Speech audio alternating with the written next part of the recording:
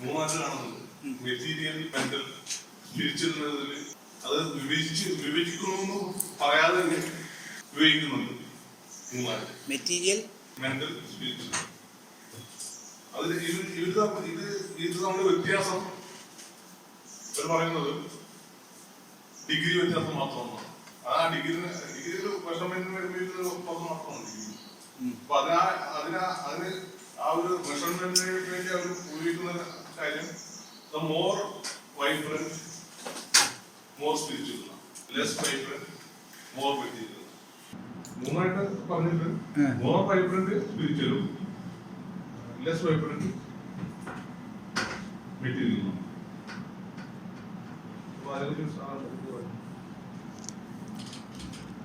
ഈ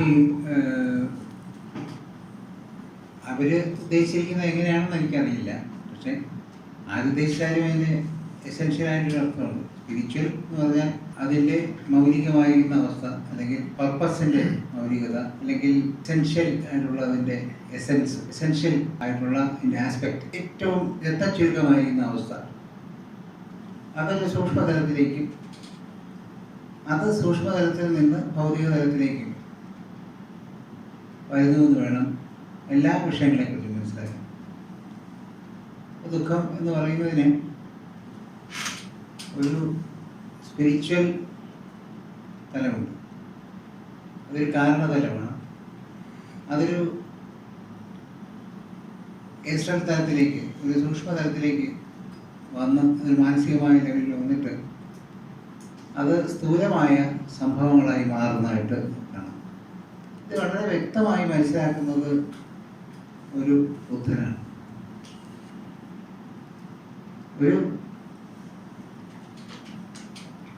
നമ്മുടെയൊക്കെ അനുഭവത്തിൽ, സാധാരണ അനുഭവത്തിൽ എന്താണ് സംഭവിക്കുന്നതെന്ന് ചോദിച്ചു കഴിഞ്ഞാൽ, ദുഃഖം വരുന്നു, അതിന് ഭൗതികമായ അനുഭവമാണ് നമുക്കുണ്ടാകുന്നത്. ഭൗതികമായ അനുഭവത്തിനാണ് ഷോക്ക് ഉണ്ടാകുന്നത്. ഈ ഭൗതികമായ അനുഭവത്തിൽ ഷോക്കുണ്ടാവുകയും അതിൻ്റെ ഓളങ്ങളായിട്ട് സൂക്ഷ്മമായ അനുഭവം കുറേ നാളത്തേക്ക് നിൽക്കുകയും ചെയ്യും. പക്ഷെ ഷോക്ക് ആദ്യത്തെ ഇമ്പാക്റ്റ് ഇതാണ്. ആ ഇമ്പാക്റ്റ് പിന്നെയും നമുക്ക് ഷോക്ക് ഉണ്ടാകുന്നില്ല. ഒരാൾ മരിച്ചു, നമുക്ക് വളരെ വേണ്ടപ്പെട്ട ഒരാൾ മരിച്ചു എന്ന് പറയുമ്പോൾ ഇമ്പാക്റ്റ് എന്ന് പറയുന്നത് ആദ്യത്തെ ഷോക്കാണ്. ആ ഷോക്കിൽ നിന്നുള്ള ഓളങ്ങൾ പോലെയാണ് പിന്നെയുള്ള ഇമ്പാക്റ്റ്. ഇമ്പാക്റ്റ് ആദ്യം ഉണ്ടാക്കുന്നത് ഒരു ഭൗതികമായ തരത്തിലാണ്, അല്ലെങ്കിൽ അതിൻ്റെ ഭൗതികത. പിന്നെ സൂക്ഷ്മഭാവത്തിലേക്ക് മാറുകയും സൂക്ഷ്മമായിരിക്കുന്ന ഒരു ഓളങ്ങൾ, അല്ലെങ്കിൽ അതിൻ്റെ കണ്ടിന്യൂഷൻ നടക്കുകയും ചെയ്യും. അത് പലപ്പോഴും ഓർമ്മകളുടെ രൂപത്തിലായിരിക്കും. ഓർമ്മകളുടെ രൂപത്തിലാകുമ്പോൾ പലപ്പോഴും നമ്മുടെ മനസ്സിൽ സൂക്ഷിച്ചിരിക്കുന്ന ഓർമ്മകളുടെ ഫയൽ എല്ലാം അവിടെ പരിശോധിക്കപ്പെടും. അവയെല്ലാം ചാനലൈസ് ചെയ്യപ്പെടും. അങ്ങനെയൊക്കെയുള്ള ഒരു ബന്ധപ്പെടൽ അവിടെ ഉണ്ടാക്കുന്നുണ്ട്. ഇതെല്ലാം ചേർത്താണ് ആ ദുഃഖം നമ്മൾ കുടികൊള്ളുന്നത്. ദുഃഖം കുടികൊള്ളുക എന്ന് പറഞ്ഞാൽ തന്നെ അതിൻ്റെ അർത്ഥം അതാണ്. അതിഥിയായിട്ട് വരുന്നു എന്നുള്ളതല്ല, അങ്ങ് താമസിക്കുകയാണ്. വന്നൊരു അതിഥിയായിട്ടാണ്, പെട്ടെന്നൊരു മിന്നലാക്രമണം പോലെ വന്നത്, പിന്നെ അത് കുടികൊള്ളുന്നതുമാണ്. ഒരു മിന്നലാക്രമണം വരുന്ന ഒരവസ്ഥയാണ് എൻ്റെ ഭൗതിക സ്ഥൗല്യമായ അംശം. അത് കുറച്ചുകൂടി സൂക്ഷ്മമായ അംശത്തിലാണ് അതിൻ്റെ കണ്ടിന്യൂഷൻ വരുന്നത്. ഇതിന് കാരണമായിരിക്കുന്ന ഒരു എസൻസ് ഉണ്ട് അതിന് പുറകെ. അത് നമ്മുടെ ആ ദുഃഖവുമായി ബന്ധപ്പെട്ട നമ്മുടെ കാർമികമായ റീസൺസ്, നമ്മൾ ഉണ്ടാക്കി വെച്ചിരിക്കുന്ന നമ്മുടെ തന്നെ കൽപ്പനകൾ, അത് മാനസികമോ ഭൗതികമായ കൽപ്പനകൾ ഉണ്ടാക്കി അതിനെ ചെയ്തികളെന്നോ കർമ്മങ്ങളെന്നോ എന്ത് ഭാഷകളോ എന്ത് ഉപയോഗിക്കാം. അത്തരത്തിലുള്ള കമ്മിറ്റ്മെൻറ്റ്സ് അല്ലെങ്കിൽ കോസസ്, അതാണ് ആ കോസലായിട്ടുള്ള, കാരണമായിട്ടുള്ള സ്പിരിച്വൽ എന്ന് വിളിക്കാവുന്ന അല്ലെങ്കിൽ എസെൻഷ്യൽ എന്ന് വിളിക്കാവുന്ന ഒരു സ്റ്റേറ്റ്. ഇത് ദുഃഖത്തിൻ്റെ കാര്യമാണ് നമ്മളിപ്പോൾ പറഞ്ഞത്. ഇതെല്ലാ വികാരങ്ങൾക്കും, എല്ലാ വസ്തുക്കൾക്കും, എല്ലാ സംഭവങ്ങൾക്കും പ്രപഞ്ചത്തിലുള്ള സകല മാനിഫെസ്റ്റേഷൻസിനും ഇതുണ്ടായിരിക്കും. ഇത് സാറിപ്പ പറഞ്ഞു വൈബ്രൻ്റ് ആണ്. എസെൻഷ്യലി സ്പിരിച്വൽ എന്ന് പറയുന്നത് വൈബ്രൻറ്റും മെറ്റീരിയൽ ലെസ് വൈബ്രൻറ്റുമാണ് അല്ലേ എന്ന് പറഞ്ഞു. ഈ കഠോപനിഷത്ത് സൂചിപ്പിക്കുന്ന പോലെ വൈബ്രേഷൻ, റേഡിയേഷൻ, മെറ്റീരിയലൈസേഷൻ, അതിനെ നാദബിന്ദു കലകൾ എന്ന് വേദാന്തികൾ വിളിക്കും. വൈബ്രൻ്റ് ആയിരിക്കുന്നതാണ് സ്പിരിച്വൽ. അതിന് മെറ്റീരിയലൈസേഷൻ ഇല്ല, ഭൗതികതയില്ല. അതൊരു ഊർജത്തിൻ്റെ കമ്പനം മാത്രമാകുന്നു. കമ്പനം ഉണ്ടാകുന്നതാകട്ടെ ആനന്ദത്തിൻ്റെ ഒരു പര്യായമായിട്ടാണ് തന്നെ. ആനന്ദം എവിടെയുണ്ടോ അവിടെ കമ്പനമുണ്ട്. എല്ലാ ആനന്ദ സ്വരൂപങ്ങൾക്കകത്തും അത് ശാരീരികമായാലും മാനസികമായാലും കമ്പനം സംഭവിച്ചുകൊണ്ടിരിക്കും, വൈബ്രേഷൻ. അപ്പോൾ യൂണിവേഴ്സിൻ്റെ മാനിഫെസ്റ്റേഷൻ്റെ തുടക്കം എന്താണെന്ന് ചോദിച്ചു കഴിഞ്ഞാൽ ഈ കമ്പനമാണ്. ഏത് ശാരീരികമായ ആനന്ദാവസ്ഥകളിലോ ആനന്ദമൂർച്ചകളിലോ ഒക്കെ കമ്പനത്തിലോട്ട് പോകുമ്പോൾ വാസ്തവത്തിൽ പ്രപഞ്ചത്തിൻ്റെ സൃഷ്ടിയിലുണ്ടായ ആദ്യത്തെ ആ കമ്പനത്തിൻ്റെ റെപ്ലിക്കേഷനാണ് വാസ്തവത്തിൽ അതിലേക്കുള്ളൊരു എത്തിനോട്ടമാണ് അവിടെ സംഭവിച്ചുകൊണ്ടിരിക്കുന്നത്. ഇത് നിത്യമായി കഴിഞ്ഞാൽ ഒരു ബുദ്ധനെ സംബന്ധിച്ചിടത്തോളം ഈ കമ്പനാവസ്ഥ എന്ന് പറയുന്നത് നിത്യമായിരിക്കുന്ന ഒരനുഭവമാണ്. ചെറിയ കാര്യങ്ങളിൽ പോലും ആ കമ്പന അനുഭവപ്പെടും. ഒരാൾ പാട്ട് പാടുന്നത് കണ്ടാൽ അനുഭവപ്പെടാം, ഒരാൾ സ്നേഹത്തോടുകൂടി സംസാരിക്കുന്നത് കണ്ടാൽ അനുഭവപ്പെടാം, ഒരാളൊരു ദയ കാണിക്കുന്ന കണ്ടാൽ അനുഭവപ്പെടാം. ഇതായിരിക്കും ആദ്യമൊക്കെ തുടങ്ങുന്നത്, അത്തരത്തിലൊരു ആനന്ദാവസ്ഥ. അപ്പോൾ ആദ്യം മനസ്സ് ഭാഗികമായി ഈ കമ്പനം ഉണ്ടാക്കുന്ന അനുഭവങ്ങളിലേക്ക് ചായും. അവയിലേക്ക് ഒരു കൂറ് പുലർത്താൻ താല്പര്യം കാണിക്കുന്നതായിട്ട് നമുക്ക് തോന്നും. അപ്പോൾ ഒരാൾ അടുത്ത് പെരുമാറുന്ന വ്യക്തി അദ്ദേഹമാണ്, അദ്ദേഹത്തിനോടൊപ്പമാണ് ജീവിക്കുന്നതെങ്കിൽ അദ്ദേഹത്തിൻ്റെ ഏതൊക്കെ പ്രവർത്തനങ്ങളാണോ കമ്പനം ഉണ്ടാകുന്നത് അല്ലെങ്കിൽ അത്രയും ആനന്ദാനുഭവസ്ഥ ഉണ്ടാകുന്നത് അതിനോട് ഇദ്ദേഹം ചായ്വ് പ്രകടിപ്പിക്കും. അതല്ലാത്ത അവസ്ഥകളൊക്കെ തന്നെയും വിരോധിക്കുകയും ചെയ്യും. ഇത് കുറേ കഴിയുമ്പോൾ ഞാൻ വളരെ നാളുകളുടെ വ്യത്യാസമൊന്നുമില്ല, ദിവസങ്ങൾ മാത്രമേ ഉള്ളൂ.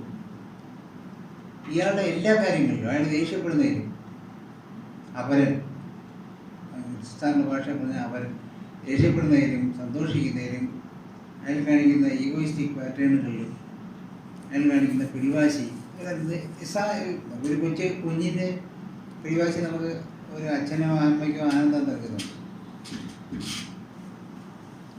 ഞാനീ പറയുന്നത് കമ്പനാവസ്ഥയിൽ കമ്പനത്തിൻ്റെതായ ഉടമസ്ഥത നമുക്ക് കിട്ടുമ്പോൾ, അല്ലെങ്കിൽ നമ്മുടേതായ കമ്പനം അനുഭവിക്കാനുള്ള കഴിവ് വരുമ്പോൾ നമ്മൾ ആ പിതൃത്വത്തിലേക്കോ മാതൃത്വത്തിലേക്കോ വളരുകയാണ്. അപ്പം ചുറ്റുമുള്ള എല്ലാവരും ഏതാണ്ട് ബാലകാവസ്ഥയിലേക്ക് നമ്മൾ കാണാൻ തുടങ്ങും.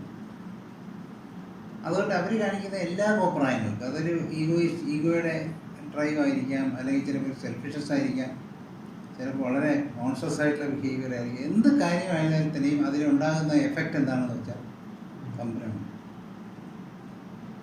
അതാണ് വിശ്വപ്രേമത്തിൽ തുടക്കം. ഈ വിശ്വപ്രേമം എന്ന് പറയുന്നത് ഉണ്ടാക്കുന്നതല്ല, ഉണ്ടാകുന്നതാണ്, സഹജമായിട്ട് മനുഷ്യനുള്ളതാണ്. അത് ഉണ്ടാക്കിയെടുക്കാൻ ആർക്കും പറ്റില്ല. അത് കൃത്രിമമായ ഒരു അഭ്യാസമാണ്.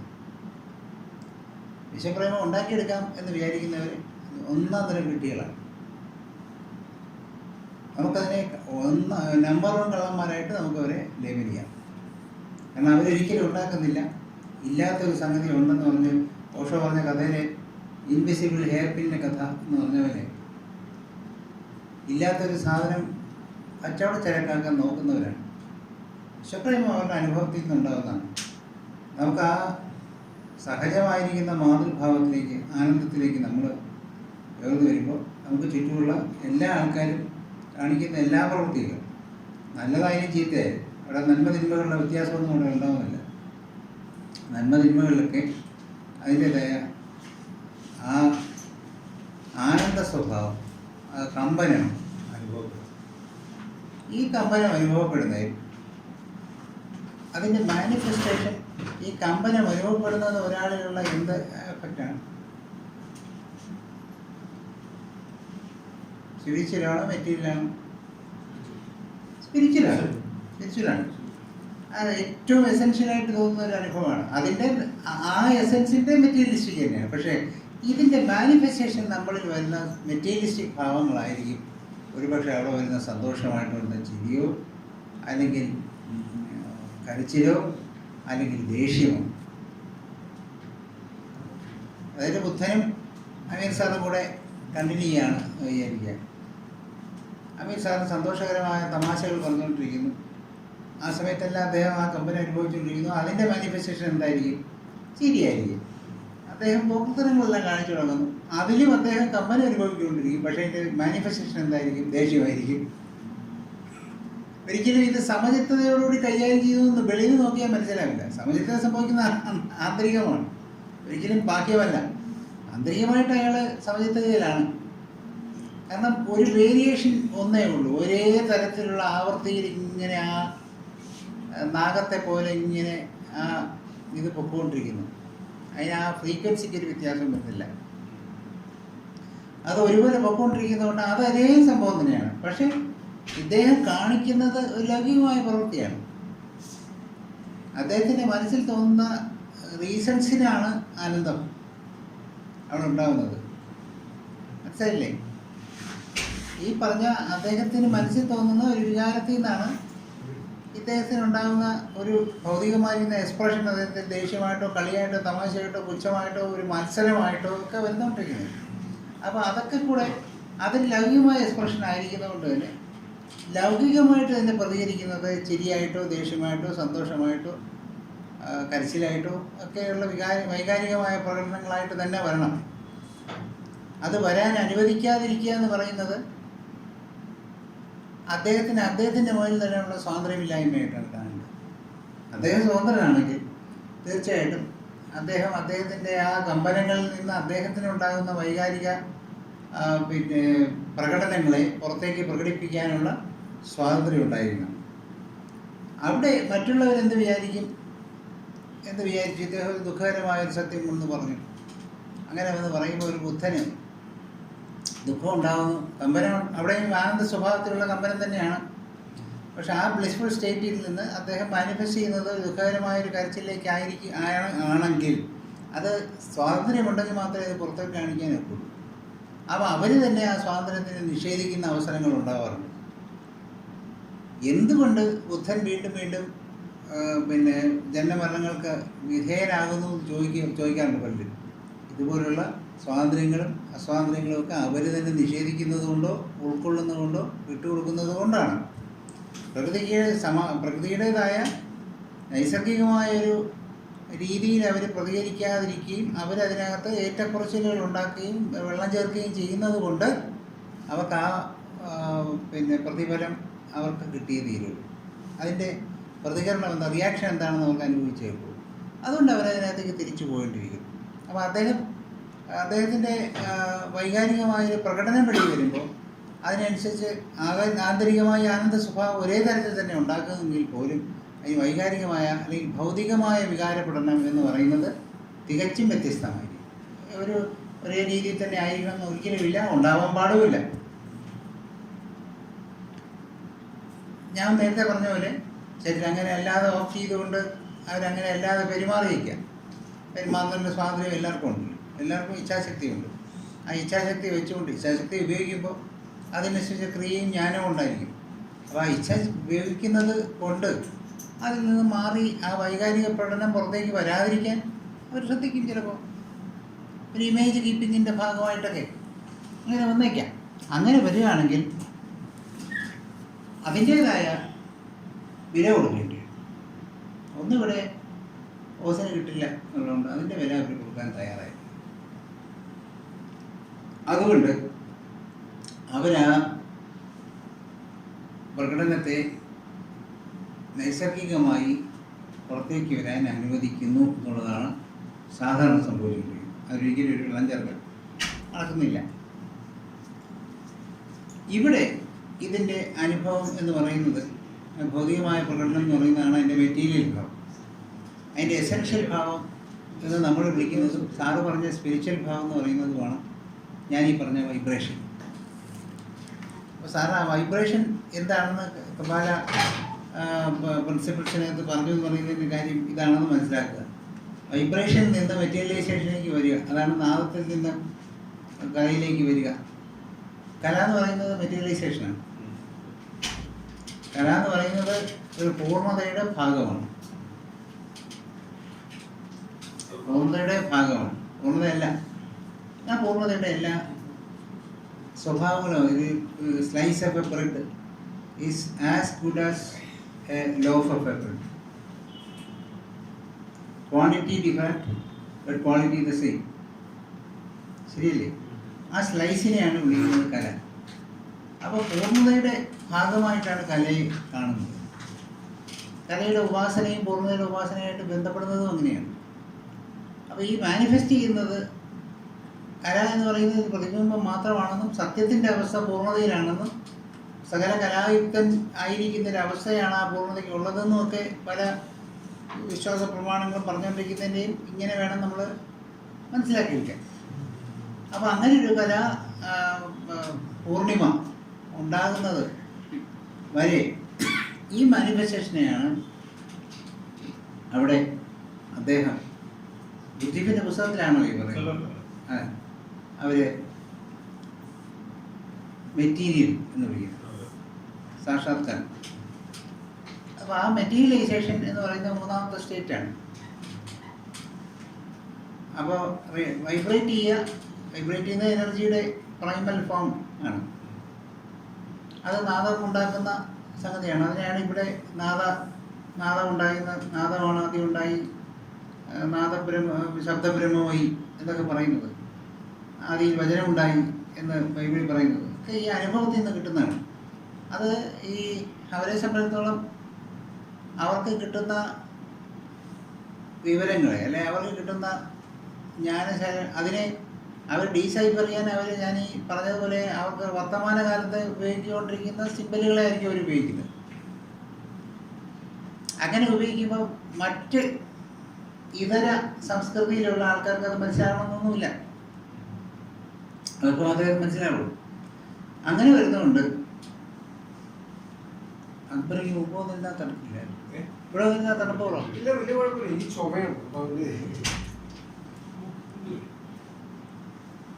അപ്പം അങ്ങനെ ഒരു ആ വൈബ്രേഷനിൽ നിന്ന് മെറ്റീരിയലൈസേഷനിലേക്ക് വരുന്നു എന്നുള്ള ഒരു പ്രോഗ്രഷൻ, അല്ലെങ്കിൽ ഗ്രാജുവേഷൻ, അല്ലെങ്കിൽ ഒരു ഡെവലപ്മെൻറ്റ്, എന്ത് വേണോ അതിനെ അവർ എല്ലാവരും മനസ്സിലാക്കിയിരിക്കുന്നു. കടോപനിഷത്തിൽ കൊണ്ട് പറയുന്നു, കടോപനിഷത്തിൽ പറയുന്നത് ഇതാണെന്ന് പോലും പലരും മനസ്സിലാക്കിയിട്ടില്ല എന്നുള്ള ഏറ്റവും രസകരമായ സംഗതി. ചുമ്മാ ഇങ്ങനെ വ്യാഖ്യാനിച്ചും എഴുതിക്കൊണ്ടിരിക്കുകയാണ്. സിമ്പിളാണ്, വളരെ സിമ്പിളാണ്. പ്രപഞ്ചത്തിൻ്റെ ഉത്ഭവം ഒരു വൈബ്രേഷനായിട്ടാണ്. അത് റേഡിയേറ്റ് ചെയ്തതിന് ഒരു തരത്തിലുള്ള മാധ്യമങ്ങളും ആവശ്യമില്ല. അതാണ് റേഡിയേഷൻ എന്ന് പറയുന്നത്.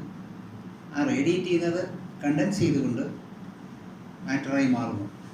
ആ മാറ്ററാണ് നമ്മൾ കാണുന്ന, നമ്മൾ ഉൾപ്പെടുന്ന യൂണിവേഴ്സ്. അതെ, അതാണ് ഈ പറഞ്ഞിരിക്കുന്നത്, മാറ്ററാകുന്നത്. അപ്പോൾ ഈ മൂന്ന് കാര്യത്തെക്കുറിച്ച് തന്നെയാണ് ഈ പറഞ്ഞിരിക്കുന്നത്. സാറ് ഉദ്ധരിച്ച ജ്ഞാന ശാഖയിൽ പറഞ്ഞിരിക്കുന്നത് അത് തന്നെയാണ്. അപ്പോൾ ഇതിനകത്ത് നമ്മൾ മനസ്സിലാക്കേണ്ട ഈ സബ്ടൽ ട്രിനിറ്റി, സാറ് പറയുന്ന ട്രിനിറ്റി, ഇത് നമ്മുടെ എക്സ്പീരിയൻസുകളിലും ഒക്കെ ഉണ്ട്. Not only in the manifest world but everything which is manifest in this universe.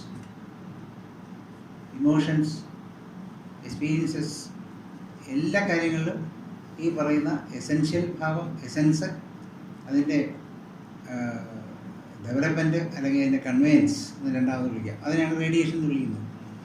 ആ കൺവേയൻസ് കഴിഞ്ഞ് അതിൻ്റെ മെറ്റീരിയലൈസേഷൻ, അതിൻ്റെ അനുഭവത്തിൻ്റെതായ ഭാഗം. അപ്പോൾ ഉണ്ടാകുന്നു, അത് കൺവേ ചെയ്യപ്പെടുന്നു, മൂന്നാമത് കണ്ടൻസ് ചെയ്യുന്നു. ഇങ്ങനെ ഈ മൂന്ന് സ്റ്റേറ്റിൽ എല്ലാ കാര്യങ്ങൾക്കും ആസ്വാദനമുണ്ട്. അതാണ് ആ പറഞ്ഞിരിക്കുന്നതിൻ്റെ കാര്യം. മെറ്റീരിയലായിരിക്കുന്നതും സ്പിരിച്വൽ വൈബ്രൻ്റ് ആണെന്ന് പറയുന്നത് വളരെ ഒറ്റ വരിയായിരിക്കും ഇത് പറഞ്ഞു പോകുന്നത്. അപ്പോൾ ആലോചിച്ച് നോക്കുക, ഇപ്പോൾ വെസ്റ്റേൺ പല ഫിലോസഫികളും അല്ലെങ്കിൽ പഴയ ഏൻഷ്യൻ്റ് ആയിട്ടുള്ള പല ഫിലോസഫികളും ചിലപ്പോൾ ഒരു സൂത്രങ്ങളെ പോലെയാണ്, 1-2 വരികളെ അതിനെക്കുറിച്ച് സംസാരിക്കുക. ക്ലാസ് എടുക്കാൻ പോലും ട്യൂട്ടോറിയലുകളെ അധ്യാപനം വരെ പഠിപ്പിക്കുമ്പോൾ മൊത്തം പഠിപ്പിച്ച് പരീക്ഷ എഴുതിക്കുക ഒരു പർപ്പസ് അവിടെ ഇല്ല. Because they are addressing people with less knowledge or less perception or less understanding. So they try to abstain from declarations. അവർ പറയാനുള്ളത് 1-2 വാക്കുകളിൽ അവർ പറഞ്ഞു, കാരണം അവർ പറയാതിരിക്കാൻ ഒക്കില്ല എന്നുള്ളത്. അവരുടെ കൺവേ ചെയ്യേണ്ട, അവരുടെ ഗർഭിണി ആയിക്കഴിഞ്ഞാൽ പ്രസവിച്ചേ വെക്കുള്ളൂ എന്ന് പറയുന്ന പോലെയാണ്. ഞാനും എപ്പോഴും പുറത്തേക്ക് വന്നേ വെക്കുള്ളൂ, ഒരിക്കലും അകത്തിരിക്കാൻ പറ്റില്ല. അതുകൊണ്ട് അവർ പറയുന്നൊന്നുമില്ലേ ഉള്ളൂ. ആ പറയുന്നത് ആൾക്ക് മനസ്സിലാകുന്നത് ഒറ്റ വരിയിൽ അങ്ങനെ ഭാഗ്യത്തിന് ആ വരി നമുക്ക് കിട്ടിയിരിക്കുന്നു. അപ്പോൾ സാറിപ്പോൾ വായിച്ച മാറ്റർ യൂണിവേഴ്സ് ഇസ് മെൻ്റൽ എന്ന് പറയുന്ന സാധനത്തിന് എത്രമാത്രം ഞാൻ ഒളിഞ്ഞു കിടക്കുന്നു എന്ന് ആലോചിച്ചോളൂ. വേറെ ഒന്നും അടുത്ത വരി ചിലപ്പോൾ അതുകൊണ്ടൊരു ബന്ധമുള്ളതായിരിക്കില്ല, അവിടെ വളരെ കോൺഫ്ലിക്റ്റിംഗ് ആയിരിക്കും, ചിലപ്പോൾ ഒരു ബന്ധമില്ലാത്തതായിരിക്കും. അതുപോലെ പിന്നെ സാറിപ്പോൾ പറഞ്ഞ വൈബ്രൻ്റ് ആണ് spirituality. Spiritual is vibrant and material is less vibrant എന്ന് പറഞ്ഞിരിക്കുന്നത് എന്തുകൊണ്ടാണ് ലെസ് വൈബ്രൻ്റ് എന്നാവുന്നത്?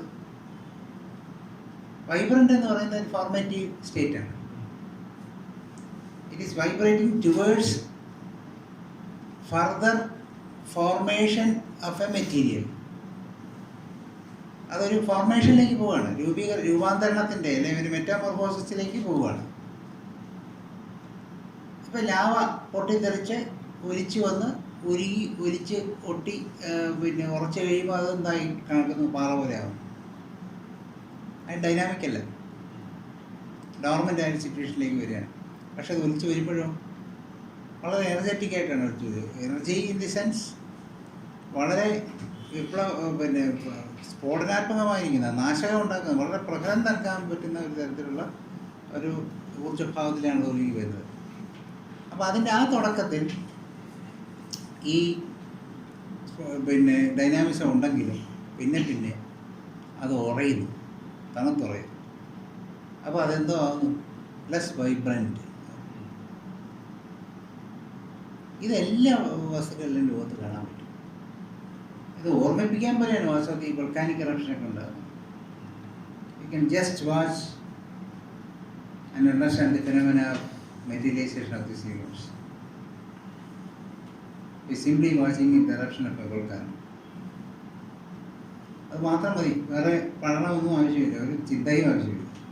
ജസ്റ്റ് വാച്ച് ചെയ്യുക, അത് അങ്ങനെയാണ് തുറന്നുകൊണ്ടാകും, വേറെ രീതിയിൽ. പിന്നെ നമുക്കതിനെയൊക്കെ വ്യാഖ്യാനിച്ച് പല രൂപങ്ങളും പല നാമങ്ങളും പിന്നെ വിശേഷങ്ങളൊക്കെ കൊടുത്ത് പല സംഹിതകളൊക്കെ ഉണ്ടാക്കി നമുക്കതിനെ വികസിപ്പിച്ചെടുത്ത് നമ്മുടെ പോക്കറ്റിൽ കാശ് നടക്കുന്നതിനുള്ള സംവിധാനങ്ങളാക്കി മാറ്റാം. അത് നമ്മുടെ ഓക്കുപ്പേഷൻ. അതിൽ പറഞ്ഞിട്ട് കാര്യമില്ല, അത് ട്രൂത്ത് അല്ല, ദാറ്റ്സ് എ ഫിലോസഫി.